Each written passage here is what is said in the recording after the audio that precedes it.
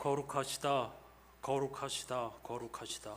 만군의 하나님 여호와, 전에도 계셨고 지금도 계시고 앞으로 오실 분이시여, 당신은 영광과 존귀와 능력을 받으시기에 합당하십니다. 이는 당신께서 모든 것을 창조하셨으니 당신의 뜻에 따라 그들이 존재하고 창조되었기 때문입니다. 아멘.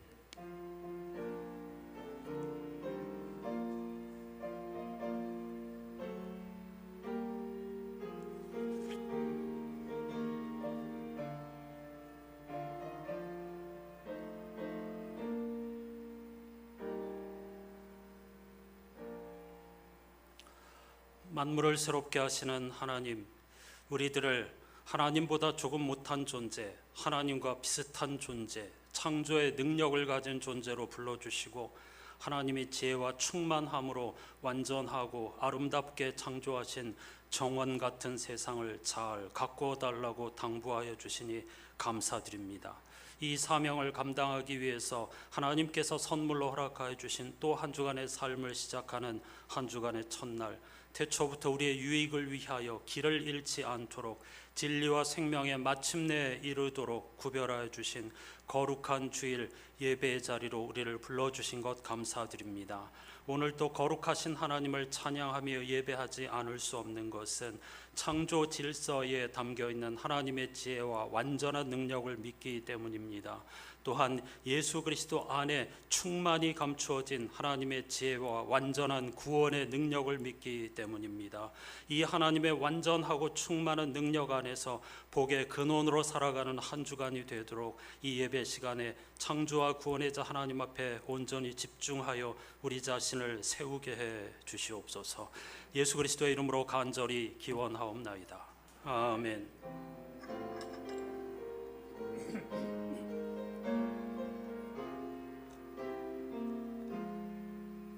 주리 하나님 하늘에 계시니 온 천하 만민 주 앞에 찬송하네.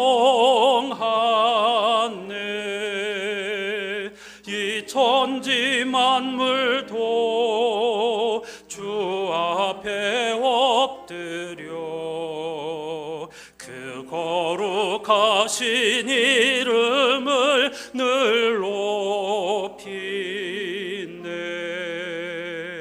주 언약하신 곳 끝까지 지키니 저 하늘 나라 향하여 곧 가리라. 주 얼굴 배울 때 내 마음이 기쁘고 영원히 주의 영광을 찬양하네. 왕의 왕 되신 주 하늘에 계시니 이 세상 죄악이 귀신 구주 예수, 저 천군 천사들 주 옹위하고서 무성도 함께 영원히 늘 섬기네.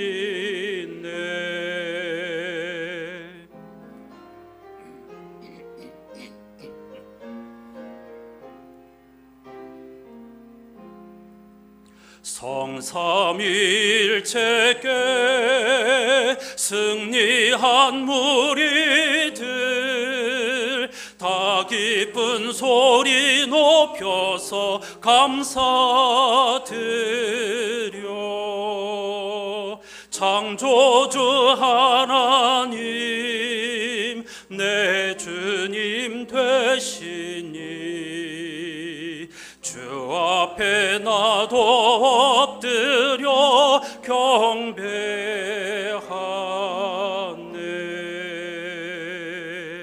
아멘.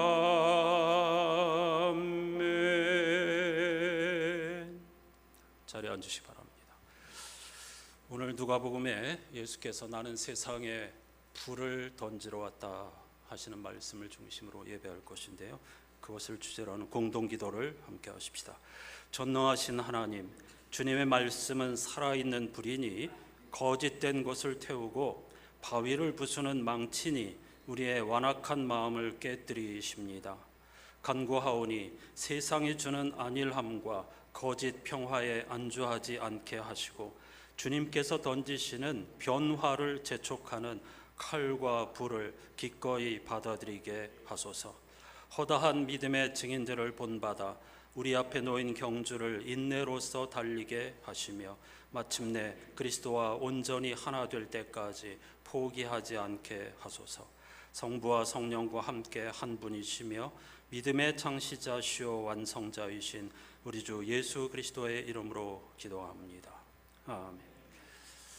오늘 설교 시간에도 말씀드리겠지만은 고대로부터 우리들은 제사, 금식, 어떤 이런 종교 행위를 통해서 하나님의 마음을 얻으려고 합니다. 하지만 하나님은 우리의 삶의 방향을 돌이키라고 말씀하십니다. 침묵으로 그 말씀에 응답할 수 있게 해주시기를 간구하십시다.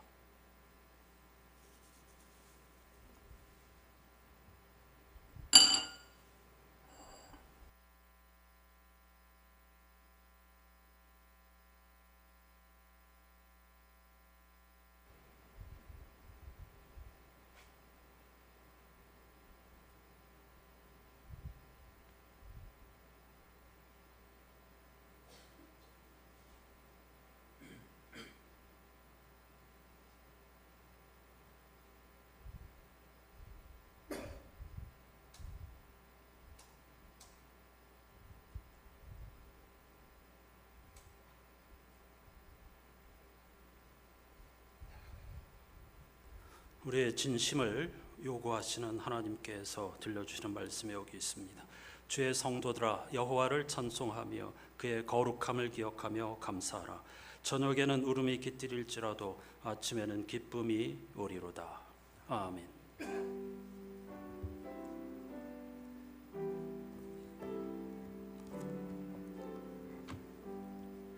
그리스도인들이 믿는 도리를 사도신경으로 함께 고백하십시다. 나는 전능하신 아버지 하나님 천지의 창조주를 믿습니다. 나는 그의 유일하신 아들 우리 주 예수 그리스도를 믿습니다. 그는 성령으로 잉태되어 동정녀 마리아에게서 나시고 본디오 빌라도에게 고난을 받아 십자가에 못 박혀 죽으시고 장사진 지 사흘 만에 죽은 자 가운데서 다시 살아나셨으며 하늘에 오르시어 전능하신 아버지 하나님 우편에 앉아 계시다가 거기로부터 살아있는 자와 죽은 자를 심판하러 오십니다. 나는 성령을 믿으며 거룩한 공교회와 성도의 교제와 죄를 용서받는 것과 몸의 부활과 영생을 믿습니다. 아멘. 이번 주 성서 일과표에 포함된 시편 82편 말씀을 교독하지요. 하나님은 신들의 모임 가운데에 서시며 하나님은 그들 가운데에서 재판하시느니라.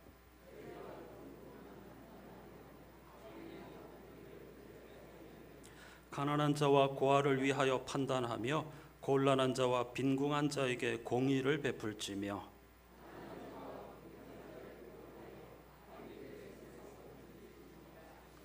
그들은 알지도 못하고 깨닫지도 못하여 흑암 중에 왕래하니 땅의 모든 터가 흔들리도다.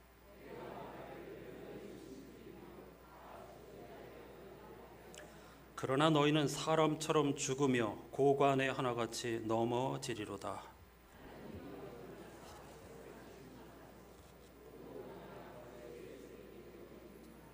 아멘. 그리스도인이 걸어가야 할 길 찬송으로 함께 하십시다.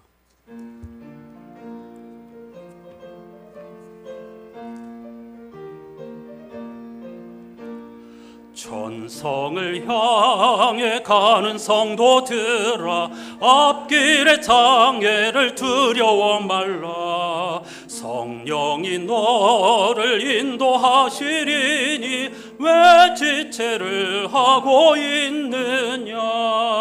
앞으로 전성을 향해 나가세. 전성문만 바라고 나가세. 모든 전사 너희를 영접하러 문 앞에 기다려 서 있네. 너 가는 길을 누가 비웃거든 확실한 증거를 보여주어라. 성령이 진히 감화하여 주사 그들도 참기를 찾으리. 앞으로 전성을 향해 나가세. 전성문만 바라고 나가세. 모든 전사 너희를 영접하러 문 앞에 기다려 서 있네.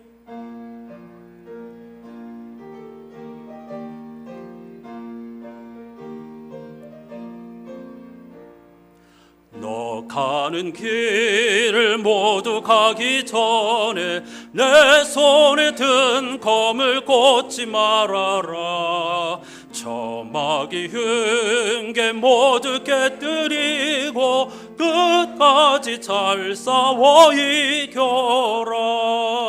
앞으로 전성을 향해 나가세. 전성문만 바라고 나가세. 모든 전사 너희를 영접하러 문 앞에 기다려 서 있네.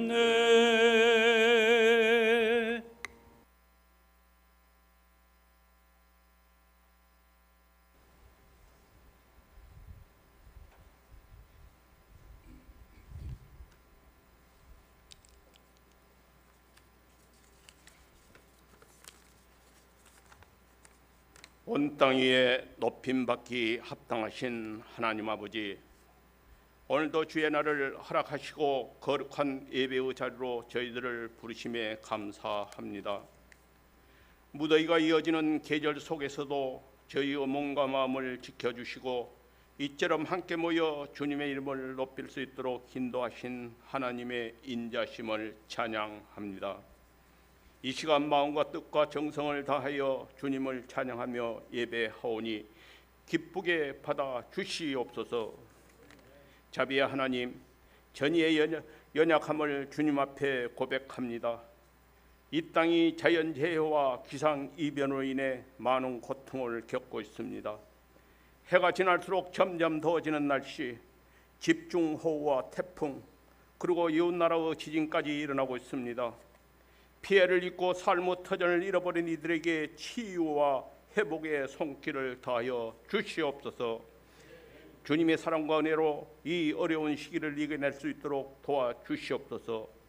그리하여 다시 일어설 수 있는 힘과 용기를 주시고 필요한 모든 것을 채워 주시옵소서. 하나님 아버지, 나라를 위해 기도합니다. 이 나라가 주님의 손에 있음을 고백합니다. 정치적, 경제적, 사회적으로 많은 어려움과 혼란이 있지만 주님께서 이 나라를 지켜주시고 붙들어 주시면 위기 중에도 우뚝 서는 하나님의 나라가 되실 줄로 믿습니다.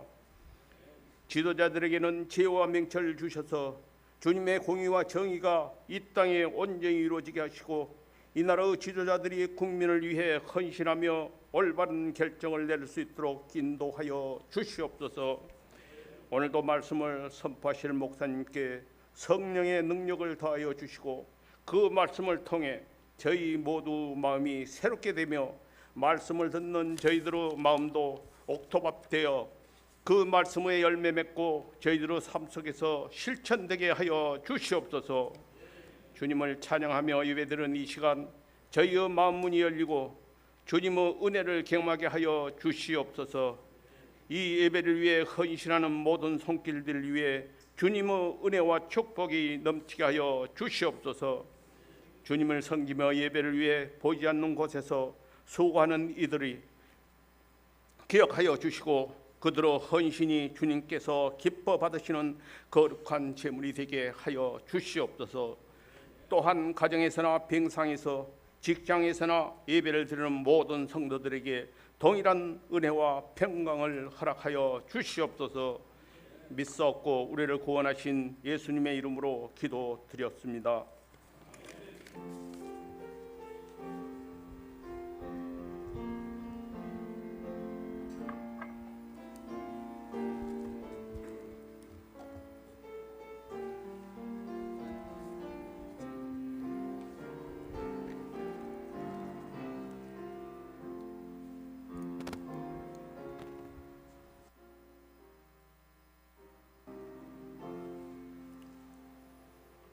모두 자리에서 일어나셔서 오늘 우리에게 주시는 하나님의 말씀을 경청하겠습니다. 오늘 그 스크린에 약간 그 고치는 과정이라서 이게 흐려서 제가 불을 껐습니다.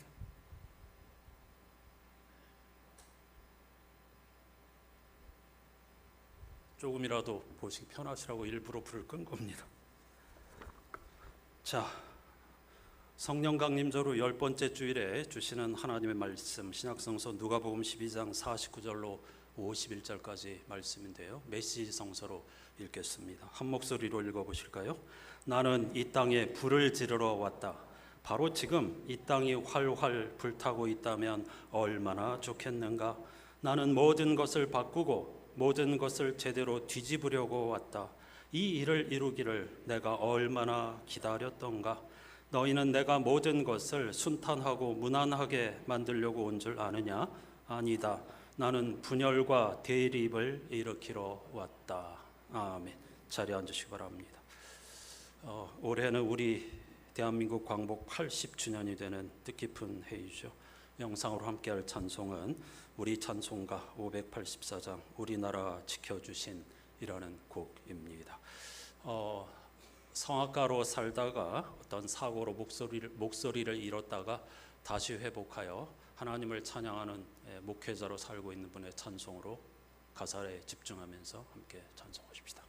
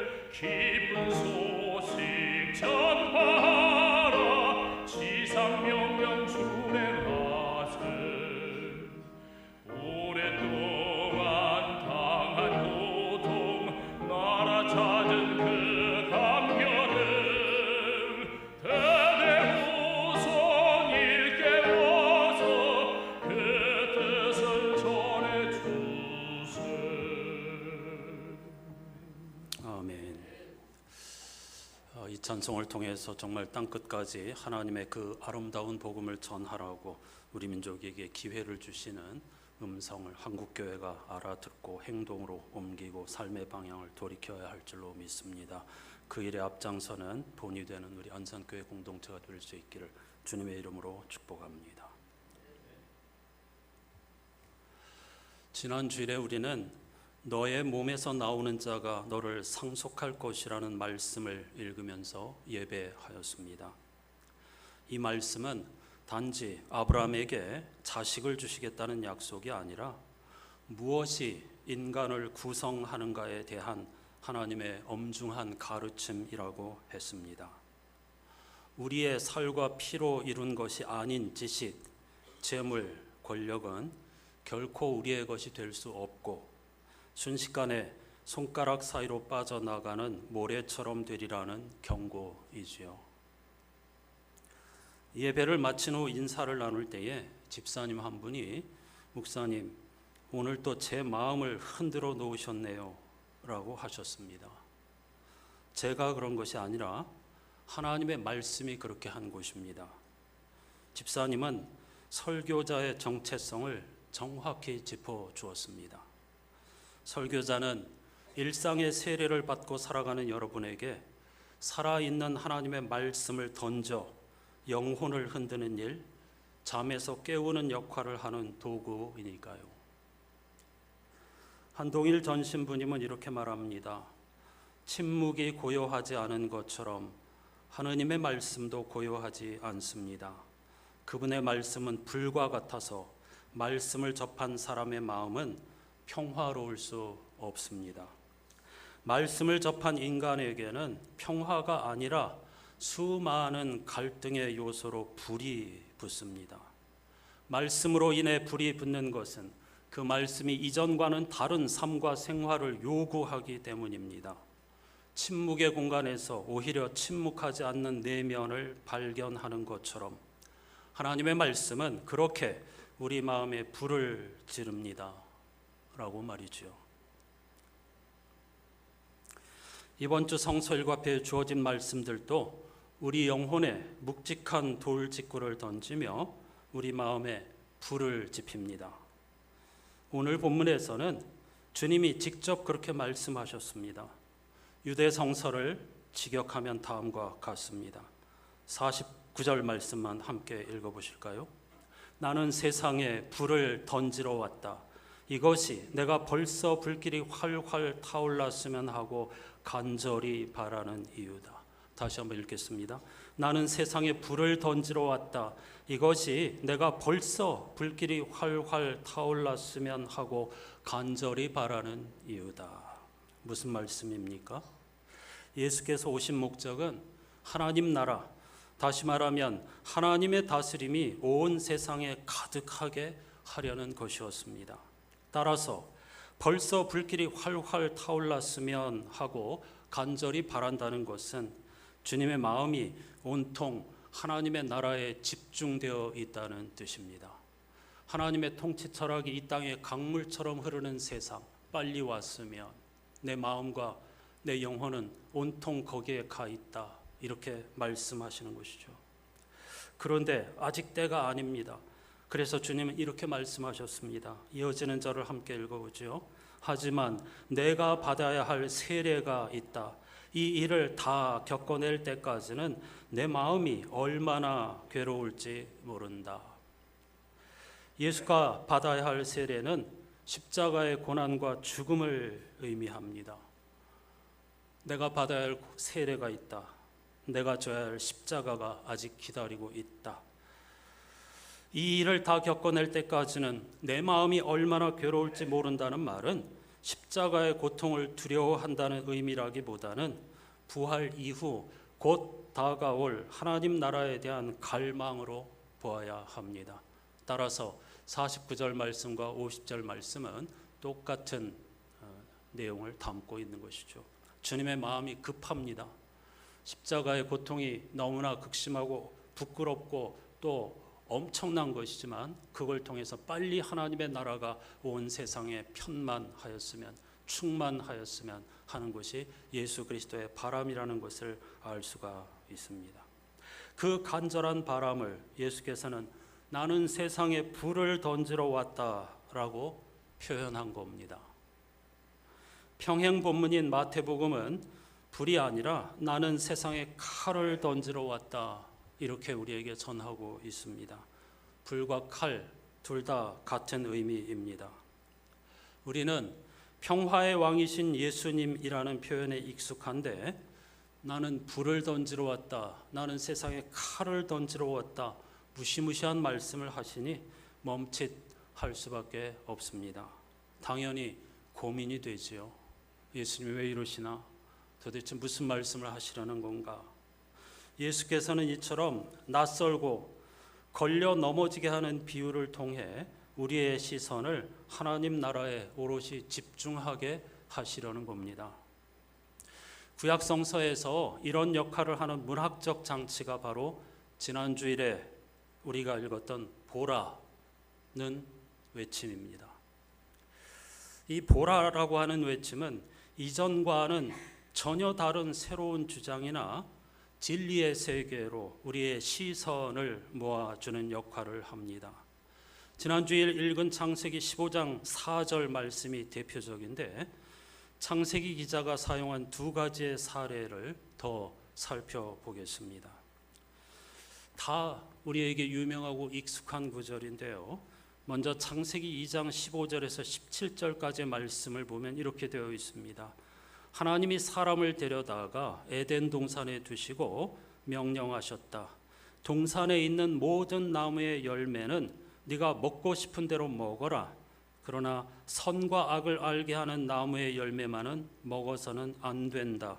그것을 먹는 날에는 너는 반드시 죽는다. 이렇게 되어 있습니다. 이게 창세기 2장 창조 이야기인데요. 이로부터 약 500년 후에 기록된 또 다른 창조 이야기는 이렇게 시작합니다. 같이 읽어보십시다. 하나님이 말씀하시기를 보라, 내가 온 땅에 있는 씨 맺는 모든 채소와 씨 있는 열매를 맺는 모든 나무를 너희에게 준다. 이것들이 너희의 먹거리가 될 것이다. 또 땅의 모든 짐승과 공중의 모든 새와 땅 위에 사는 모든 것, 곧 생명을 지닌 모든 것에게도 모든 푸른 풀을 먹거리로 준다. 혹시 차이를 아시겠습니까? 창세기 첫 부분에는 두 가지의 창조 이야기가 있는데요. 2장 4절 그 한 절 안에 500년의 시차가 있습니다. 먼저 기록된 창조 이야기가 2장 4절 후반절부터 시작되고요. 그로부터 500년 후에 기록된 또 다른 창조 이야기가 창세기 1장 1절에서 2장 4절의 전반 부분까지 있는 내용입니다. 제가 읽어드린 먼저 기록된 창세기 2장의 이야기에서는 하나님께서 먹고 싶은 대로 먹으라. 그러나 선악을 알게 하는 나무의 열매만은 먹어서는 안 된다. 그것을 먹는 날에는 반드시 죽는다. 이렇게 말씀하셨다고 기록했는데 500년 후에 기록한 성서 기자는 같은 내용을 전하면서 보라, 아주 중요한 이야기를 한다는 것이죠. 그 다음 이어지는 문장에 끝없이 반복되는 단어가 있는데 모든, 즉 500년 전에 기록된 창조 이야기에서는 하나님께서 선과 악을 알게 하는 나무를 먹지 말라고 하셨어. 여기에 집중하고 있습니다. 근데 하나님께서 그것 말고 모든 식물을 다 주셨습니다. 근데 하나님께서 풍성하게 주신 것에 집중하지 않고 먹지 말라고 한 하나에 집중하고 있습니다. 따라서 성서 기자는 이런 우리의 잘못된 시선을 바른 길로 인도하기 위해서 보라 하는 외침으로 시작하는 것입니다. 그러면서 하나님이 우리에게 모든 것을 먹거리로 주셨고 동물들에게도 모든 것을 먹거리로 주셨는데 왜 금지하신 한 가지에 집중하느냐? 그리고 하나님이 금지하신 것은 선악과라고 하는 어떤 열매가 아니라 하나님과 인간의 경계, 하늘과 땅의 경계, 그 둘 사이의 심연은 넘을 수 없다는 지극히 당연한 진리의 말씀이었다는 것을 분명히 가르치고 있습니다. 이렇게 보아야 할 것을 보지 못하고 엉뚱한 것을 보고 매달리는 우리들을 향하여 시선을 올바른 길로 인도하려고 하실 때에 구약성서 기자나 예언자들은 보라는 외침으로 시작하였습니다. 한 가지의 사례를 더 살펴보죠. 창세기 17장 20절입니다. 함께 읽어보십시다. 내가 너의 말을 들었으니 보라, 내가 반드시 이스마엘에게 복을 주어서 그가 자식을 많이 낳게 하고 그 자손이 크게 불어나게 할 것이다. 그에게서 12명의 영도자가 나오게 하고 그가 큰 나라를 이루게 하겠다. 사람들은 이 말씀을 읽으면서 하나님께서는 이삭을 사랑하고 이스마엘, 하갈의 아들, 첩의 아들인 이스마엘을 하찮게 여기신다, 미워하신다라고 생각합니다. 심지어 설교자들도 그렇게 이야기합니다. 하나님은 서자를 하찮게 여기신다고 착각하기도 합니다. 장자와 서자를 이야기하는 게 아니죠. 언약을 말하려고 하는 것입니다. 이렇게 엉뚱하게 하나님의 뜻을 왜곡하는 우리들을 향하여서 성서 기자는 보라, 우리를 멈춰 세우고 있습니다. 그렇지 않다는 것입니다. 하나님께서는 이스마엘에게도 이삭과 똑같은 복을 주시고 언약을 맺으셨다는 것이죠. 12영도자 완전수입니다. 그에게도 충만한 복을 내려주시고 똑같이 사랑하신다는 뜻입니다. 인종, 성별, 환경 이런 거 가지고 차별하지 않는 분이 하나님이시라는 말씀입니다. 그런데 우리가 알아듣지 못하고 자꾸 왜곡하니까 보라, 하나님은 이런 분이시다 라고 외치고 계시는 것입니다. 다시 본문으로 돌아가 보지요. 누가복음 12장 이번 주 성서일과표에 주어진 본문은 제자의 길, 제자의 도리에 관한 주님의 가르침 가운데 포함되어 있습니다. 문맥을 놓치면 안 되겠죠. 문맥상으로 볼 때에 49절에서 말하는 불 혹은 평행 본문인 마태복음에서 말하는 칼은 성령을 의미합니다. 성령의 역사를 우리에게 선물로 주시기 위해서 오셨다는 것이죠. 그런데 성령이 하시는 일이 무엇입니까? 한마디로 변화를 일으키는 능력입니다. 사도행전 1장 8절에 보면 오직 성령이 너희에게 임하시면 너희가 능력을 받고 땅끝까지 이르러 내 증인이 될 거라고 하셨죠. 그때 성령이 임하시는 것을 다이너마이트라는 단어를 사용하였습니다. 성령의 능력을 말이죠. 오늘날 성서 기자가 썼다고 하면 핵폭탄이라고 했겠죠. 그 당시에서 로마 시대의 가장 강력한 폭발력을 지닌 물체가 다이너마이트였기 때문에 성령의 역사, 즉 권능을 받고 했을 때 그 권능이라는 단어는 다이너마이트가 터질 때의 그 능력을 의미하는 단어입니다. 이처럼 성령의 역사는 변화를 일으키는 강력한 능력입니다. 그래서 내가 불을 세상에 던지러 왔다, 칼을 세상에 던지러 왔다라고 하시는 말씀의 의미를 메시지 성서가 정확하게 번역하고 있습니다. 제가 한 번 더 읽어보겠습니다. 나는 이 땅에 불을 지르러 왔다. 바로 지금 이 땅이 활활 불타고 있다면 얼마나 좋겠는가. 이 목적을 위해서 왔는데 그것이 이미 이루어졌다면 얼마나 좋겠는가. 내 마음이 얼마나 시원하겠는가 하고 탄식하시는 것이죠. 나는 모든 것을 바꾸고 모든 것을 제대로 뒤집으려고 왔다. 이것이 불과 칼이 의미하는 바, 가리키는 바입니다. 모든 것을 바꾸고 모든 것을 제대로 전복시키려고 왔다. 변화를 의미하는 것이죠. 이 일을 이루기를 내가 얼마나 기다렸던가. 하나님의 때 카이로스를 얼마나 기다렸던가. 너희는 내가 모든 것을 순탄하고 무난하게 만들려고 온 줄 아느냐? 종교 행위를 통해서 너희에게 평화를 주고 안심을 주고 천국으로 인도하려고 온 줄 아느냐? 아니다. 나는 분열과 대립을 일으키러 왔다라고 말이죠. 여기서 말하는 분열과 대립은 믿는 자와 믿지 않는 자 사이의 대립과 충돌을 의미합니다. 하나님의 나라의 가치를 따라 사는 사람과 세상의 가치, 욕망을 신으로 섬기는 사람들 사이의 충돌과 대립, 분열을 의미합니다. 그리스도인인 우리들에게 태극기와 성조기, 무기를 들고 세상 사람들과 담을 쌓고 싸우라는 말일까요? 전혀 그렇지 않습니다. 하나님을 경외하고 생명을 귀하게 여기며 정의와 평화의 열매로 가득한 세상을 만드는 정원사로서의 사명을 힘써 감당해 달라는 주님의 당부입니다. 제1독서 이사야 5장은 이른바 포도원 노래를 우리에게 들려줍니다. 하나님은 이스라엘 백성과 이 땅의 성도들, 즉 저와 여러분, 이 땅의 교회 공동체를 하나님의 포도원과 하나님의 포도나무라고 부르십니다.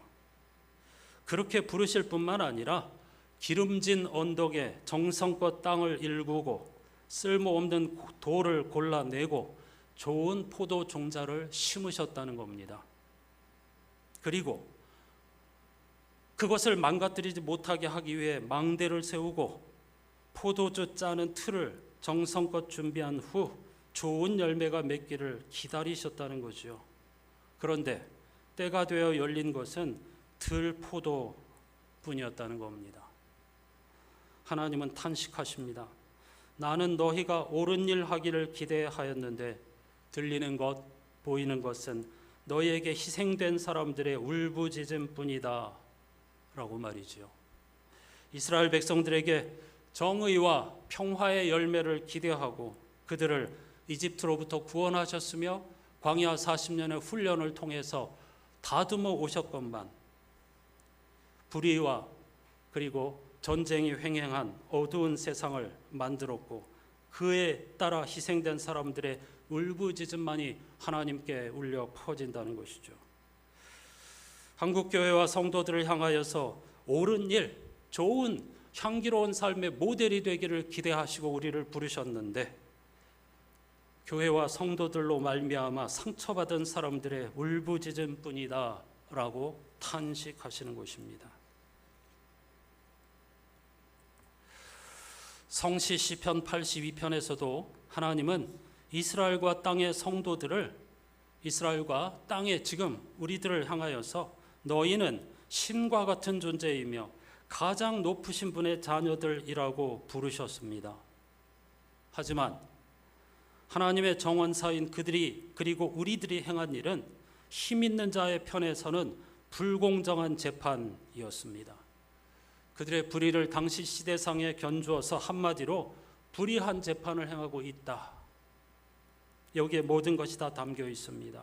그 결과 땅의 기초가 송두리째 흔들릴 만큼 법과 정의가 무너진 어두운 세상, 무질서한 세상이 되었다는 것이죠. 이스라엘도 그렇고 오늘 우리들도 우리의 사회도 마찬가지입니다.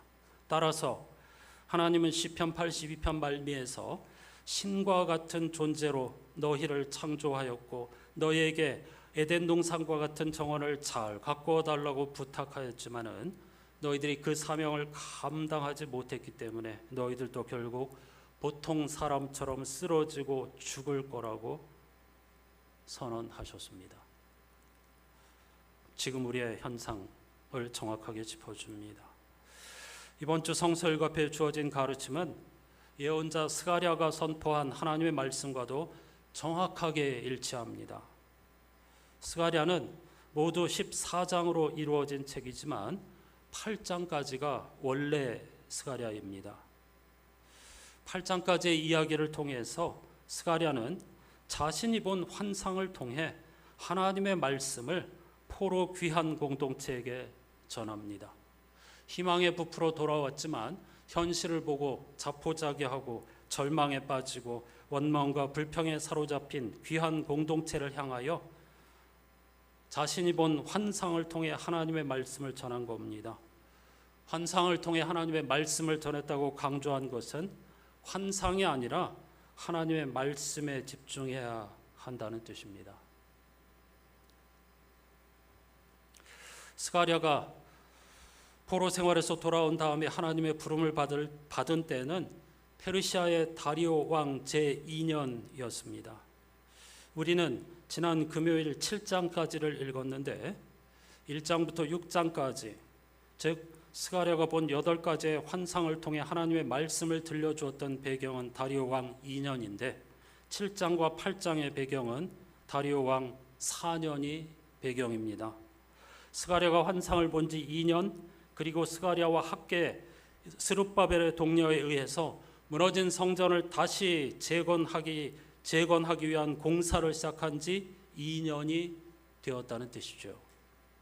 그런데 당시 귀한 공동체를 대표하던 베델 사람들이 제사장과 예언자들을 찾아와서 이렇게 묻습니다. 우리가 지난 여러 해 동안에 해온 그대로 5째 달에 금식하던 일을 계속해야 합니까? 라고 말이죠. 우리가 지난 여러 해 동안에 해오던 그대로 5월 금식을 계속해야 되느냐 하는 이 질문은 5월에 이스라엘 백성이 오래전부터 금식하던 관행이 있었다는 뜻입니다. 5월 달은 바벨론 느부갓네살 왕의 침공으로 예루살렘이 무너지고 성전이 불타버린 달입니다. 따라서 성전이 무너진 다음부터 포로기 생활 동안에 이스라엘 백성들은 5월이 되면 금식하면서 애통하던 관습이 있었습니다. 7월 금식도 나오는데요. 7월 금식은 느부갓네살이 이스라엘 왕과 왕족들을 다 포로로 끌고 가면서 허수아비로 그달랴라고 하는 총독을 세워 놓았는데 7월 달에 그 그달랴가 독립을 추구하던 유대 열성 당원들에 의해서 암살당한 달입니다. 따라서 그의 죽음을 애도하면서 7월 달에도 그때부터 금식하는 관행이 있었습니다. 그런데 다리오 왕 4년은 이스라엘이 무너진 지 꼭 70년이 되는 중요한 해였습니다. 예레미야서에 보면 70년 하나님께서 그 기간이 차야 돌아올 수 있을 거라고 했습니다. 따라서 70년이 된 그 해에 일단의 지도자들이 예언자와 제사장을 찾아와서 우리가 70년 동안 계속해왔던 5월 금식과 7월 금식을 지금도 계속해야 하는지, 아니면 이제 포로 생활이 마침내 끝났다, 광복이 왔다라고 선언하고 그만두어도 좋을지를 물었다는 뜻입니다. 금식과 애통은 회개의 대표적인 표지이며 제한자인 인간이 죄를 뒤집어 쓰고 굵은 베옷을 입고 하나님의 도우심을 구하는 대표적인 행위이죠. 이 질문에 대해서 하나님은 반문합니다. 충격적인 말씀입니다. 스가랴 7장 5절 말씀을 함께 읽어보겠습니다. 너희가 지난 70년 동안 5째 달과 7째 달에 금식하며 애곡하기는 하였으나 너희가 진정 나를 생각하여서 금식한 적이 있느냐? 너희가 먹고 마실 때에도 너희 스스로 만족하려고 먹고 마신 것이 아니냐라고 말이죠. 스가랴 7장에서는 이 구절을 거듭 반복하고 있습니다. 정녕 나를 위하여 금식한 거냐? 아니다. 정녕 너희들의 욕망을 채우기 위해서 금식한 거다 라고 말이죠. 그러면서 하나님은 옛날 예언자들을 통해서 너희 조상들에게 선포한 말씀을 너희도 잘 알고 있지 않느냐라고 말씀을 이어가십니다. 현재의 참상은 평화롭고 풍요로울 때에 하나님의 말씀을 듣지 않았기 때문이라는 겁니다. 그런데 포로 생활에서 돌아온 귀한 공동체조차도 여전히 하나님의 뜻, 하나님의 율법 토라 가르침에는 관심이 없고 5월과 7월 같은 종교적 금식 행위를 통해서 하나님의 마음과 은혜를 얻고자 하고 있다는 지적입니다. 그걸로 문제 해결 안 된다. 그러한 종교 행위는 너희들의 욕망을 만족시키려는 것뿐이다. 그러므로 지금 이스라엘 귀한 공동체가 붙잡아야 할 것은 그러한 종교적 행위나 제사가 아니라 오직 살아계신 하나님의 말씀뿐이다 라고 선언하고 있는 겁니다. 스가랴는 그들의 조상에게 옛 선지자들이 외친 말씀을 자세히 소개하는데 한 문장으로 요약하면 공정한 재판을 하라는 것입니다. 불의한 재판, 권력자, 부자의 편에 선 재판으로 말미암아 과부와 고아와 나그네와 같은 가난하고 힘없는 사람들이 피눈물을 흘리는 것이 당시 이스라엘의 현실이었기 때문입니다. 스가랴의 가르침은 이사야 5장, 시편 82편, 누가복음 오늘 본문 12장의 말씀과 똑같습니다. 그래서 하나의 성서일가표로 묶여 있는 것이죠. 이스라엘 백성들이 나라를 잃고 바벨론으로 사로잡혀가게 된 까닭은 제사나 금식이 부족해서가 아니라 종교 행위가 부족해서가 아니라 하나님의 말씀에 관심이 없고 욕망에 사로잡힌 삶을 살았기 때문이라는 겁니다. 심지어 그들은 하나님의 말씀을 듣기 싫어했습니다. 그래서 스가랴는 외칩니다. 너희는 마음을 금강석처럼 딱딱하게 하였고 나에게 등을 돌리고 두 귀를 틀어 막았다 라고 말이죠. 그러다가 사정이 급해지고 상황이 어려워지자 나를 부르지만 이제 내가 너희들의 외침을 듣지 않으리라. 하나님은 도리어 그들을 흩어버리셨습니다. 따라서 스가랴 7장과 8장에서 하나님은 이렇게 말씀하십니다. 내가 너희를 흩어버린 게 아니다. 하나님의 백성이라 불리던 이스라엘, 바로 너희들 자신이 이 땅을 황폐하게 만든 장본인이다 라고 말이죠. 그런데 지금도 금식 따위를 가지고 와서 나에게 은혜를 구해? 진정 너희가 해야 할 일은 하나님의 말씀을 향하여 삶의 방향을 돌이키고 그 말씀의 원리를 따라 살아가는 것이다. 여러분, 스가랴 7장과 8장은 당시 귀한 공동체가 왜 지금과 같은 형편에 처해 있는지를 설명합니다. 현재의 참상에 대한 올바른 신앙적 해석은 바벨론 포로기 이후 모든 유대 성서를 포함한 유대 문헌의 공통된 주제이며 특징이었습니다. 그들은 돌아온 다음에 무엇을 하든지 왜 우리가 이런 참상을 겪었는가에 집중하였습니다. 왜냐하면 참담한 현실에 대한 올바른 해석이 있을 때에 새로운 미래를 향한 첫걸음을 내디딜 수 있기 때문입니다. 왜 우리가 이렇게 되었는가에 대한 처절한 반성과 해석이 있지 않는다면 종교적인 행위, 금식, 제사 아무런 소용이 없다는 것이죠. 이것이 바로 오늘날 한국교회가 가장 시급히 해야 할 일입니다. 세상에서 사람들에게 조롱거리가 되었고 기독교라고 하는 취급을 받고 있습니다. 우리는 우리의 자녀 젊은이들에게 하나님을 믿어야 한다. 주일 예배 드리자. 이렇게 말하기 아주 어려운 시대를 살고 있습니다. 그런데 왜 이렇게 되었는지에 대한 해석하지 않습니다. 직면하지 않습니다. 도리어 세상을 공격합니다. 너희가 무지해서 그런다고, 믿음이 없어서 그런다고 말이죠. 이번 주 성서 일과표의 외침과 스가랴 예언자의 외침은 정확하게 오늘 우리들에게 주시는 말씀입니다. 그동안 우리가 너무나도 잘 알고 있는 것처럼 권력과 재물에 심취한 대형교회 중심의 한국교회와 지도자는 불의한 권력자를 축복하고 그들의 불의에 눈을 감아왔습니다. 최근 독실한 그리스도인으로 알려진 어떤 건설 회사의 회장은 권력자에게 금품 로비를 했다는 사실을 자백했습니다. 회사가 무너질 것 같았기 때문이죠. 그 건설 회사는 명성교회를 비롯한 국내 대형 교회를 거의 대부분 수주하여 건축한 곳입니다. 그 건설 회사의 부사장은 최근 재건축과 관련한 비리로 수백억을 횡령한 혐의로 조합장과 함께 구속 되었습니다. 이런 어려운 형편에 처하자 회사를 살리기 위해서 자수한 겁니다.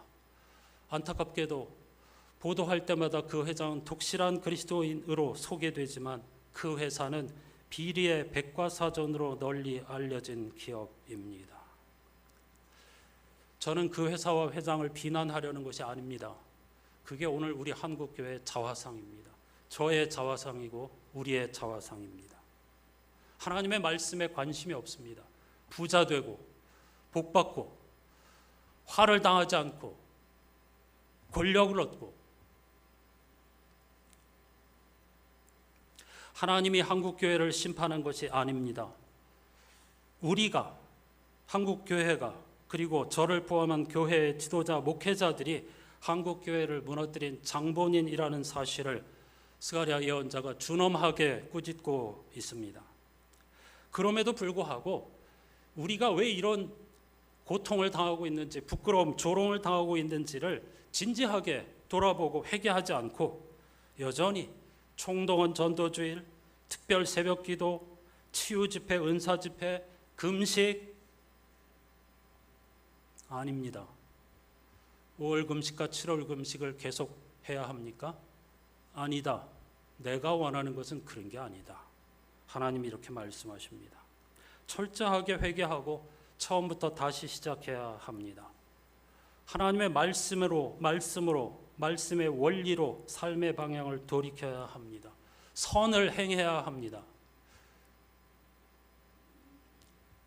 지난주일 우리가 함께 나눈 말씀처럼 우리의 땀과 눈물, 피와 살을 다하지 않은 지식과 재물과 권력은 우리의 것이 될 수 없습니다. 정직해야 합니다. 진실해야 합니다. 그래야 희망이 있습니다. 제2독서 히브리서 11장은 구름처럼 허다한 믿음의 증인들을 열거하고 12장에서는 믿음의 창시자요 완성자이신 예수를 바라보자고 성도들, 땅의 성도들, 저와 여러분을 향하여 강력하게 권면하고 있습니다. 유명한 말씀이시죠.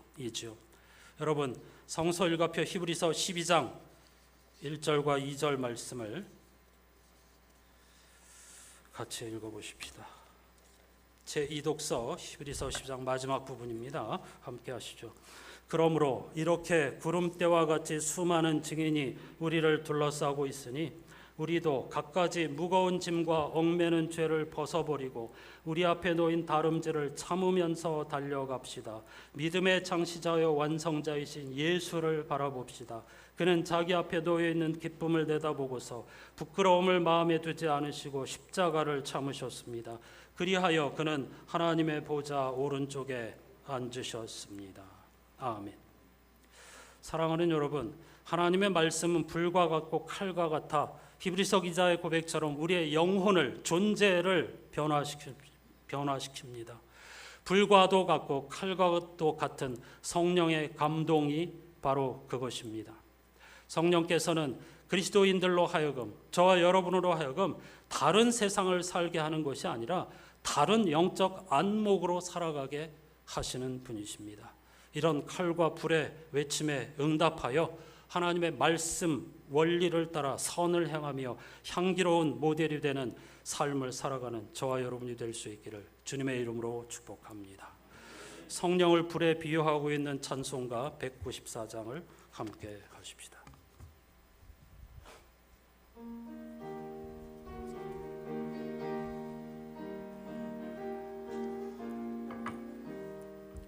저 하늘 거룩하신 주여 성령의 큰 불을 주소서. 내 영혼 기도 들어주사 성령의 큰 불을 주소서.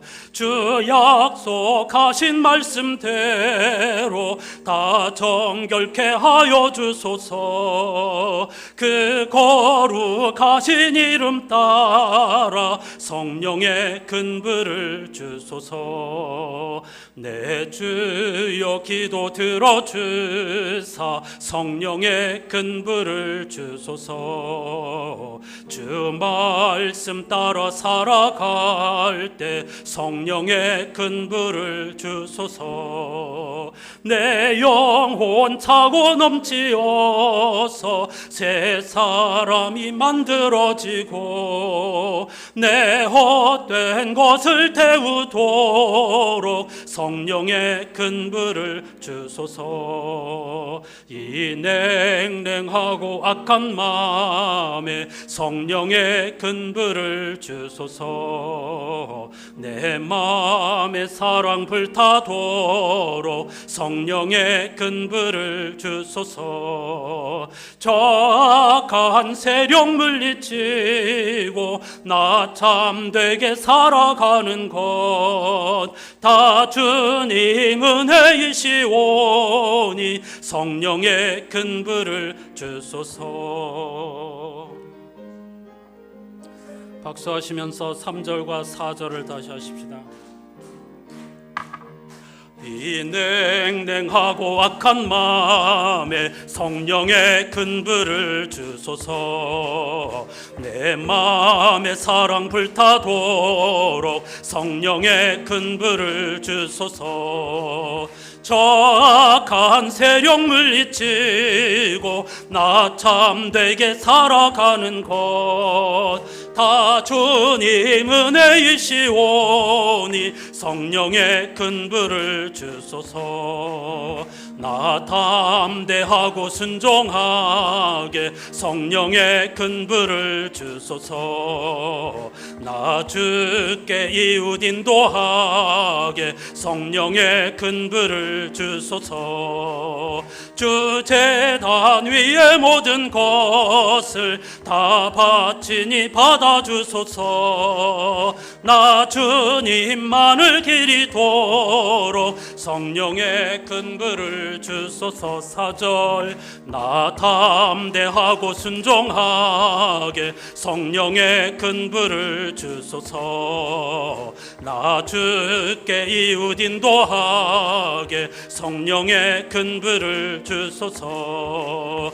주 제단 위의 모든 것을 다 바치니 받아주소서. 나 주님만을 기리도록 성령의 근부를 주소서. 성령의 근부를 주소서. 다시 한번 성령의 근부를 주소서. 할렐루야. 이것이 우리의 기도 제목입니다. 4절 가사 그대로 담대하고 순종하여 하나님의 불, 하나님의 칼과 같은 변화를 먼저 힘입고 이 세상 끝까지 정원사의 사명을 감당하게 해 주십시오. 환자들을 위해서도 기도해 주시고 더위가 가시면 시작할 지붕공사가 오병의 역사를 이루고 12광주리를 남길 수 있게 해 주십시오. 다 같이 간절한 마음으로 기도하십시다. 하나님 아버지 감사합니다. 오늘 또 복된 주일 생명과 진리, 기쁨과 평화, 환희의 길로 우리를 인도하여 주시기 위하여서 복된 주일을 허락하여 주시고 예배의 자리로 이 은총의 사건으로 우리를 초대하여 주시니 진심으로 감사드립니다. 세상 사람들은 이 21세기의 한복판에서 교회, 예배, 하나님, 성서 고리타분한 것 아닌가, 역사 현실과 동떨어진 이야기를 하는 것 아닌가 하고 조롱하지만 하나님의 말씀은 생명과 진리 그리고 평화, 자유, 놀라운 칼과 같은 불과 같은 하나님의 말씀으로 우리의 영혼을 찔러 변화로 이끌고 세상을 하나님의 창조 질서로 어둠 가운데 빛으로 인도하시는 하나님의 능력의 말씀이 되는 줄로 믿습니다.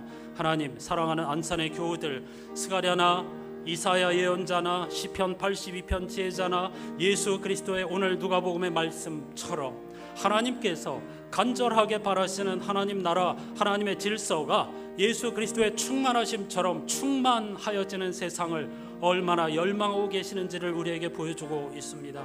이 일은 하나님이 하시는 일인 것 같지만 결국 하나님의 백성들이 감당해야 할 일입니다. 그런데 여전히 포로 귀한 공동체나 오늘날 우리들이나 예수 당시의 유대인들은 5월 금식, 7월 금식, 그리고 종교적인 행위로 하나님의 마음을 얻으려고 했습니다. 그런 것으로는 전혀 세상을 변화시킬 수가 없습니다. 간절히 기도하오니 예수 그리스도가 품었던 하나님 나라 완성에 대한 열망을 우리 안산교회 교우들과 이 땅에 있는 모든 교회 공동체가 품게 해 주시옵소서. 애통하게 해 주시옵소서. 그날을 바라보며 행동하는 삶을 살게 해 주시옵소서. 정의와 화평을 이루고 생명을 소중하게 여기며 하나님을 두려워하고 경외하는 삶을 살아가는 우리 한국교회 공동체와 안산의 공동체가 되게 하여 주시옵소서.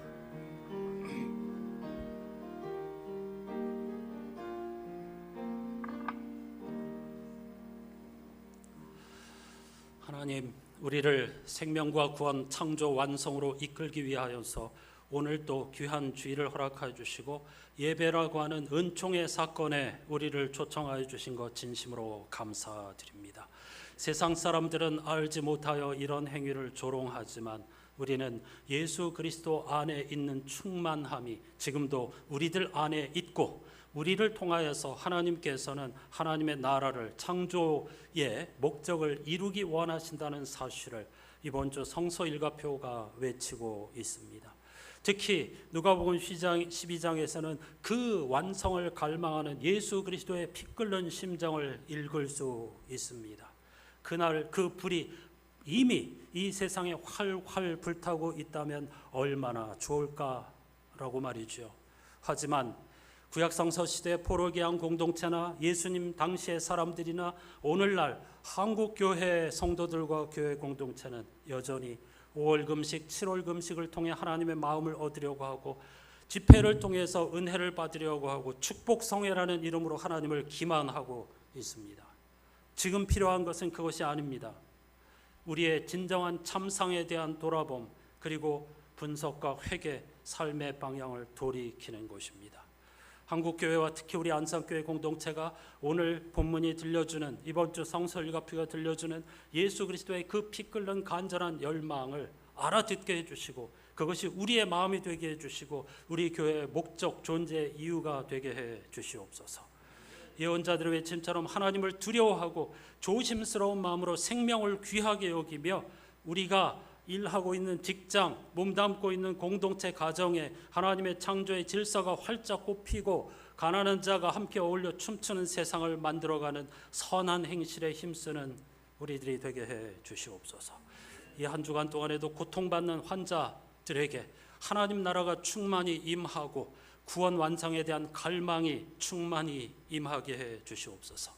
하나님, 무더위가 그치면 지붕 공사부터 시작하려고 합니다. 성전 재건이 목표하고 있는 것은 단순한 건물의 회복이 아니었습니다. 하나님 중심의 영적 삶의 회복이었습니다. 마찬가지로 단순히 안산교회 예배당을 보수하는 것이 아니라 우리의 영혼을 하나님께 붙들어 매는 공사가 되게 해 주시옵소서. 아름다운 최선을 다한 소명의식을 가진 업체를 선정할 수 있게 도와주시고 필요한 예산을 오병이어로 감당하게 도와주시고 12광주리가 남는 것을 목도하면서 주님의 높고 위대하심을 찬양하고 우리의 갈 길을 온전히 회복하는 축제의 시간이 되게 해 주시옵소서. 예수 그리스도의 이름으로 간절히 기도하옵나이다. 아멘.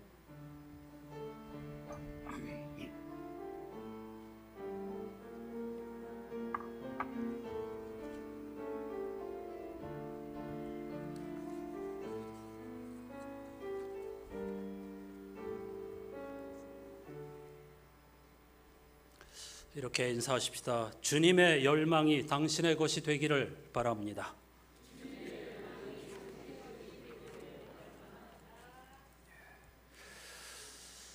짤막짤막하게 짚기만 했지만 이번 주 성서일가표에 담겨있는 생명의 말씀 한 주간 내내 집중하시면서 음식만 드시지 마시고요. 꼭 하나님의 말씀 성서일가표를 지니고 다니시면서 이 말씀을 다시 곱씹어보고 토파보면서 우리의 삶의 양식으로 삼으실 수 있기를 부탁드립니다. 다락방도 마찬가지고 스가랴 마지막 부분을 읽어가게 될 것인데요. 매일 성서에도 같이 호흡해 주시기를 부탁드립니다. 오늘 섬김주일로서 예배 후에 남녀 선교회 원례회로 모입니다. 친교를 위한 목적이 아니라 선한 사업에 힘쓰는 모임이 되도록 서로 격려하고 지혜를 모아주시기를 바랍니다. 앞으로 주일마다 기도할 것이지만 더위가 가시면은 업체를 선정하고 지붕 보수 공사를 올 가을에 하게 될 것입니다. 저 위층에 지금도 물이 새서 예배 전에 보니까 이렇게 양동이에 흥건하게 고인 것을 볼 수 있었는데요. 더 이상 미룰 수 없어서 가을에 이렇게 해야만 하게 되었습니다. 위험하니까요. 이 일을 위해서 간절히 기도해 주시기를 바랍니다. 감사한 일이나 애경사가 있을 때 오병이어 헌금의 마음을 모아주시기 바랍니다. 지난주에 보니까 계좌, 교회 헌금 계좌로 이 오병이어 헌금이 들어와 있더라고요. 어떻게 된 건지 알아보니까 유튜브 통해서 예배드리고 소식을 듣게 되어서 헌금을 보냈다고 하셔서 마중물로 정말 귀하게 쓰겠습니다. 제가 이렇게 감사 인사를 드리기도 했습니다. 마음을 모아주시기를 바랍니다. 아주 오랜만에 오늘 이렇게 희미한 스크린 대신에 사용하였는데요. 한동안 우리가 지금 사용하고 있는 이 뒤에 롤 뒤에 스크린이 이게 이제 중국산인데요. 저가라고 하는 그 장점이 있어가지고 한국 교회가 많이 우리 교회 같은 것을 시공했습니다. 물론 우리는 양 장로님이 기부하신 것이죠. 헌물하신 것입니다. 근데 이게 몇 년이 지나자 동시에 문제가 생기기 시작했습니다. 이걸 시공한 업체가 AS를 하다가 포기하고 다 문을 닫아버렸습니다. 왜? 연쇄적으로 이걸 시공한 많은 교회들이 문제가 생기니까 감당이 안 돼가지고 다 문을 닫아버렸습니다. 그래서 이 해결하기가 어려운데 이 목사님이 서울 교회에 있을 때부터 이런 일에 전문적으로 일을 하시고 배우신 분이라 혼자 열심히 이거 부품을 구해가지고 최선을 다해 이걸 복원하고 있습니다. 근데 이 목사님이 어제 저한테 와서 고백했습니다. 제가 사고를 친 것 같습니다. 뭘 이렇게 건드렸는데 이게 약간 더 복잡하게 된 것 같아요. 그래서 원격으로도 해보고 전문가와 이렇게 하는 중에 있습니다. 오늘 하루 이렇게 사용했는데 여러분 이 일을 위해서도 기도해 주시기 바랍니다. 아마 곧 해결이 될 겁니다. 또 한 가지, 저 위층에는 에어컨이 없습니다. 사실 무척 열기가 올라가기 때문에 더워요. 그래서 몇 년 전부터 이 서큘레이터를 통해 가지고 에어컨 바람을 위로 보내고 있습니다. 조금 편해졌는데 이 말씀을 왜 드리냐면 이게 하나 이제 지혜인데 아래층에 내려가시면 로비에 사무실 입구 안쪽에 선풍기를 틀어놓았습니다. 사람들이 잘 모르시고 막 뭐라 합니다. 이 바깥에 내놔야지 왜 선풍기를 안에다 들여놓느냐고. 사무실에 있는 에어컨 바람을 밖으로 불어내기 위해서 하는 거니까 제발 옮기지 말아 주십시오. 너놈은 옮기고 너놈은 옮기고 거기다 제가 써붙일까 하다가 광고를 해야 되겠구나.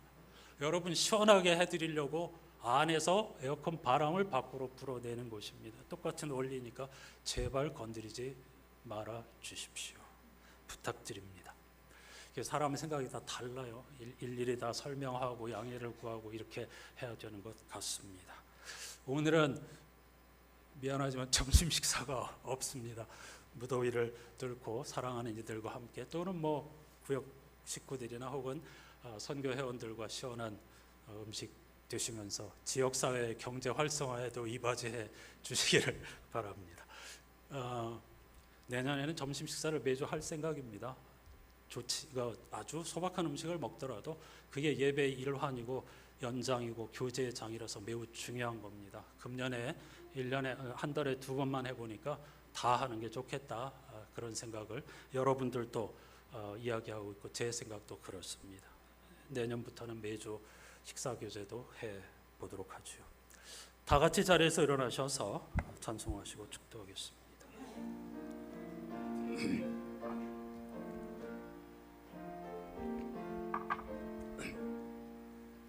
너 근심 걱정 말아라. 주 너를 지키리. 주 날개 밑에 거하라. 주 너를 지키리. 주 너를 지키리. 아무 때나 어디서나 주 너를 지키리 늘 지켜주시리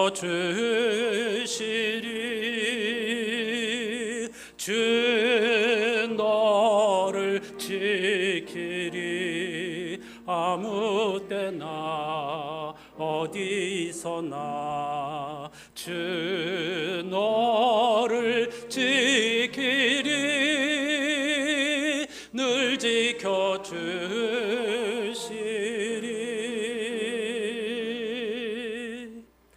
후렴을 부를 때마다 저는 한 번도 빠짐없이 눈을 맞추는데 여러분은 눈을 잘 안 맞추시는군요.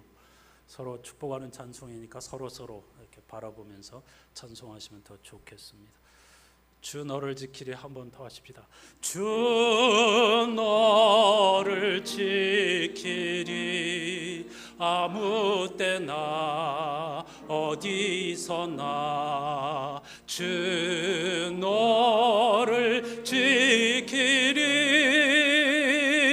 늘